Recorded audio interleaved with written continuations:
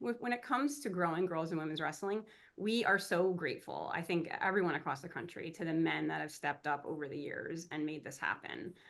California was one of the first 6 states to sanction girls wrestling in the country. So early adopters, and I think that has led to the windfall of girls that we see wrestling here, and that's in large part due to the men that were leading at the time, men like you know, Coach Fulp from Menlo College and his wife Joan, who live in Half Moon Bay, and their daughters, who were on the senior level for so long, Catherine and Sarah.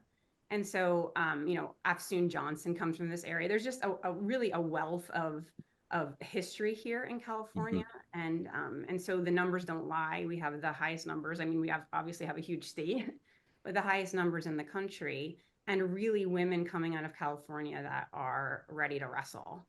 But when it comes to leadership and seeing women sort of fill those coaching roles and opening up rooms in ways that maybe we haven't done before to offer women's only practices or to see female coaches sort of step into the space a little bit more, I think we're on the cutting edge of that, right?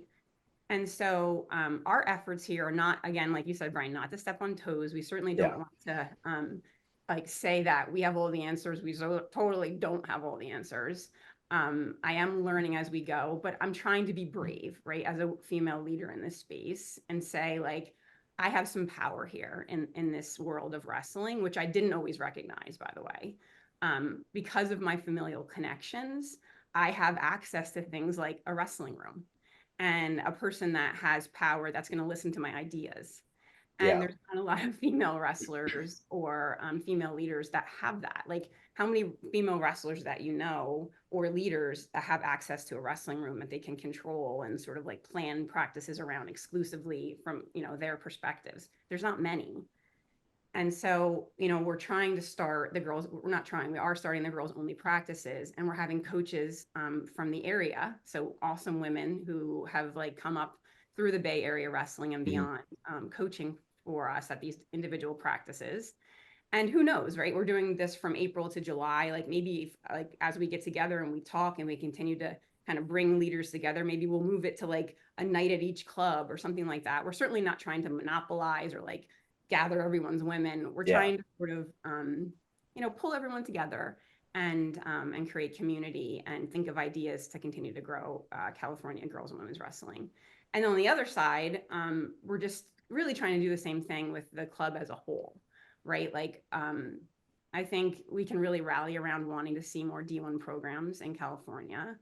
And I think we want everyone to feel a part of Stanford wrestling. We don't want it to be this like exclusive thing that is hard to get into. We want to see more fans coming to matches. We want to see more kids coming to the Cardinal Wrestling Club.